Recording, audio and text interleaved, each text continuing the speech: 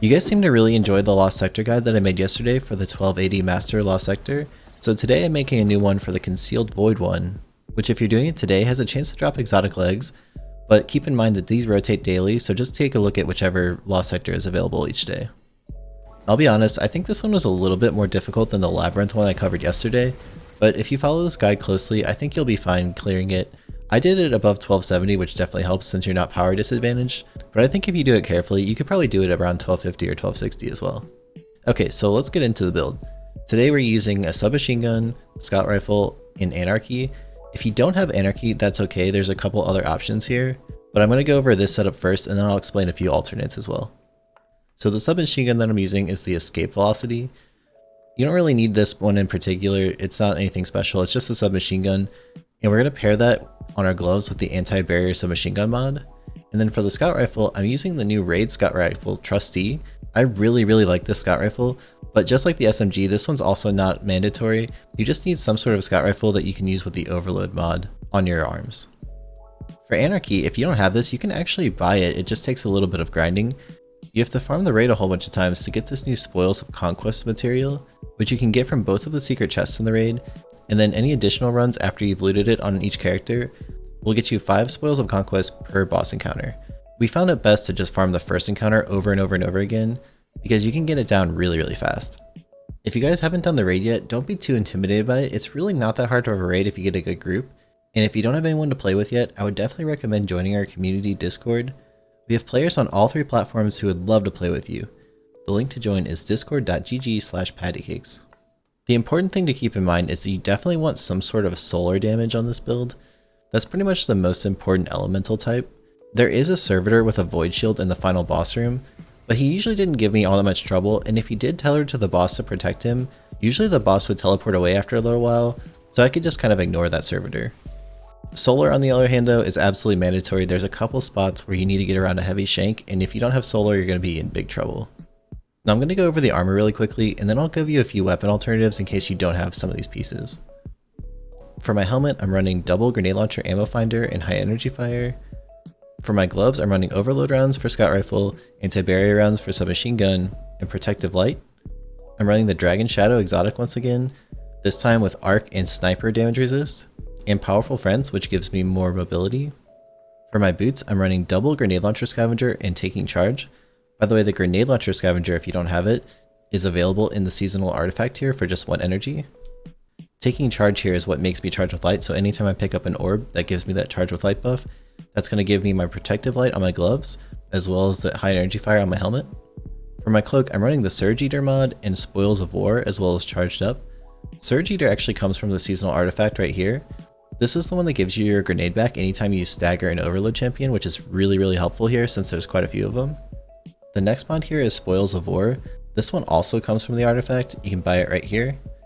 The way this one works is that anytime you finish a champion, which will be quite a few opportunities in this Lost Sector, you get free heavy ammo, so it's really powerful. It does cost 6 energy, which is pretty expensive, but I think it's definitely worth it. And then finally on my cloak, I'm using charged up. This allows me to get an additional stack of charge with light, which again helps me both with my protective light as well as my high energy fire. Okay, as promised, there's a few alternatives in case you don't have maybe Anarchy. One option that I did use was Xenophage, and it actually did work pretty well. I was able to clear a few times with it.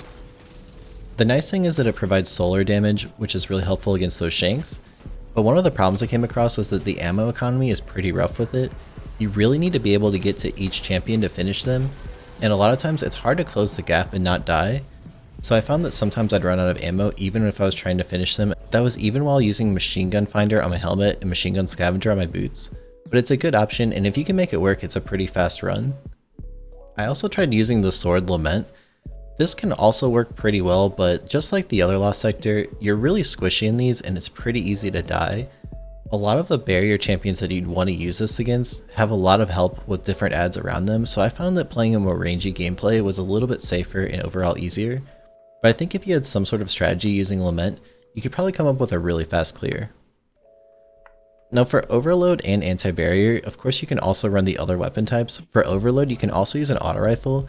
The problem I found was that auto rifle Overload just doesn't work very consistently right now.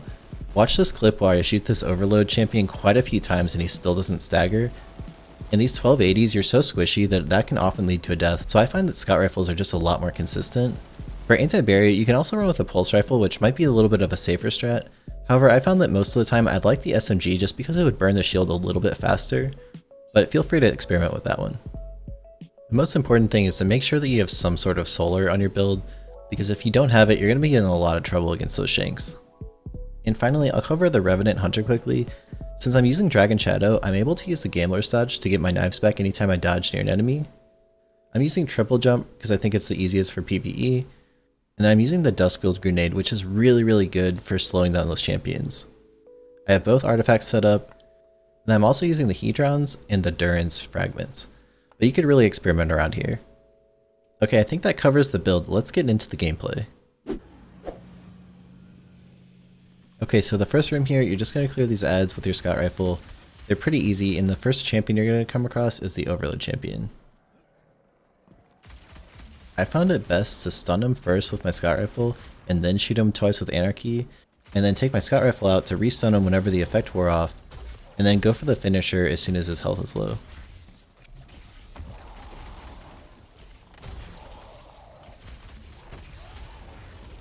Okay, so the next room is super annoying, honestly. This is probably the most frustrating part of the entire thing, and it's basically RNG with where the enemies happen to be and which ones get tethered by the boss. What I found most helpful here is to first clear every single ad that I possibly could that wasn't being protected by the servitor, and then worry about the servitor and whichever ones he's protecting last. The key is to be really careful here and play your angles and only bite off as much as you need to, because the ads will shred you really fast if you open yourself up to too much exposure. I find the freezing Duskfield grenades to be really helpful for this part as well. Ideally, try to stick the servitor twice and then break his shield whenever he tries to put it up, but just be mindful of the ads because they can kill you really quickly. So once you have the servitor dead, you can go ahead and kill the shank if you haven't yet, and then move on to the next room.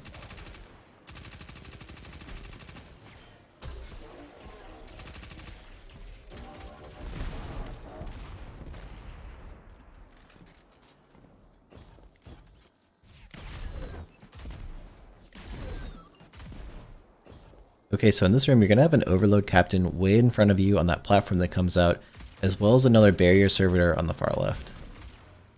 I find it most helpful to clear all the ads I could with my scout rifle first, and then focus on killing the Overload champion from afar, by stunning him with the scout rifle and then either sticking him with Anarchy or using Xenophage to burn him down really quickly.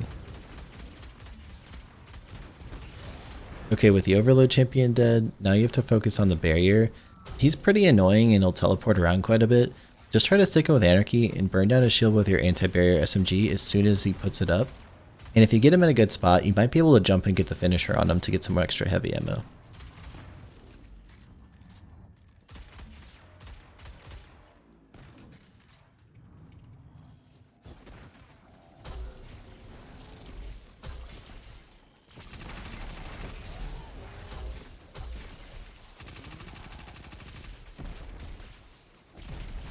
As you can see here, the finisher didn't exactly work out for me, and even if it does, the heavy falls onto the ground, which can be a little bit dangerous to get it, but usually it does seem like it's retrievable if it does hit the ground. You just need to be careful and not spend too much time in the ground or else you'll die from it. Okay, so now you'll have a couple more ads to deal with, but they're all red bars in this section, so they're not too scary. Just take your time and take them out one by one. Definitely be careful about those shock grenades though, because they do really hurt you, and I think they might be able to one-shot you even if you're full health.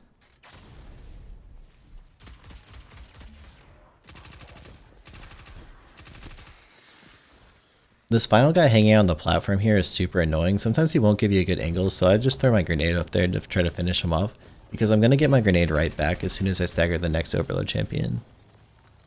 Okay, once again here we have to kill the heavy shank by first breaking the shield.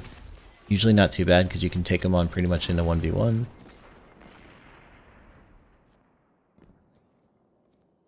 And finally in this room we have another Overload Captain. This one's not too bad since you have a decent amount of cover to play with. Usually I'd try to stun him and then double stick him with Anarchy again and then go push him and try to get a finisher so I can get my ammo back. The thing to be a little bit careful about is that Vandal up top because he can snipe you, but he's not too much of a threat.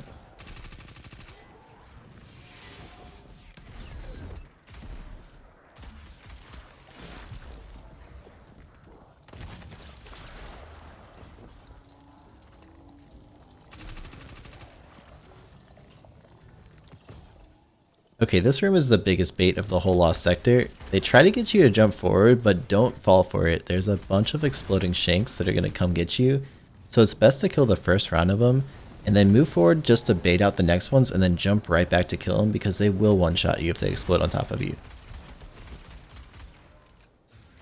Now we've got the pairing of another Overload and Barrier together. These guys can be a little bit annoying, but if you play it right, they're not too bad. I found it best to usually go for the Barrier first unless they're really split apart, because he can make the Overload Captain invincible, and that makes it really hard to deal with him. Like usual, just double stick him with Anarchy and then use your SMG to burn down his shield. And if you get the timing down, you can also get a finisher in to get your ammo back. Okay, now we only have to deal with the Overload, who's not too hard by himself. Just try to stun him and then double stick with Anarchy and then finish him.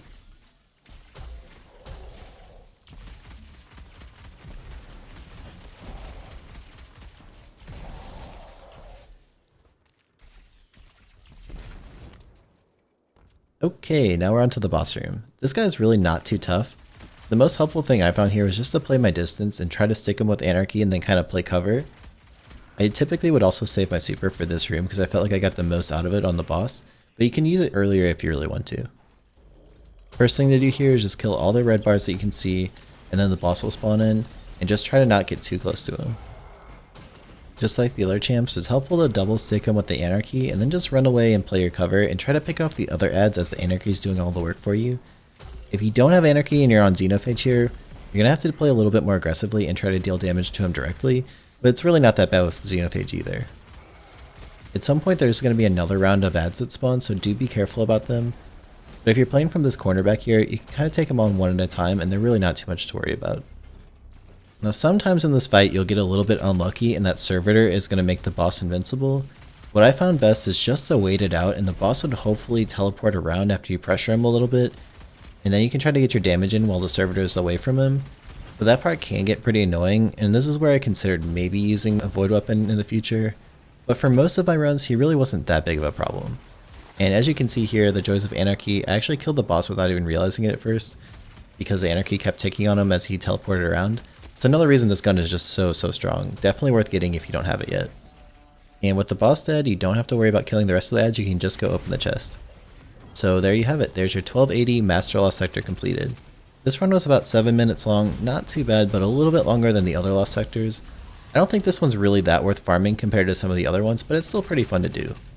Again, if you're not 1271 plus, you're going to be at a disadvantage for power, but I definitely think it's still doable, even maybe at 1250. It's just going to be a little bit harder and you're going to have to play a lot more carefully.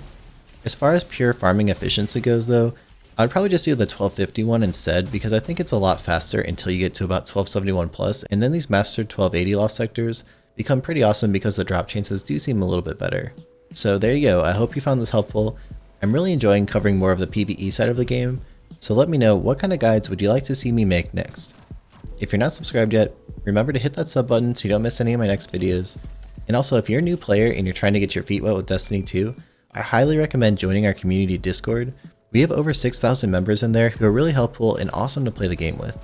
The link to join is discord.gg/pattycakes. That's all for now. Catch you guys next time.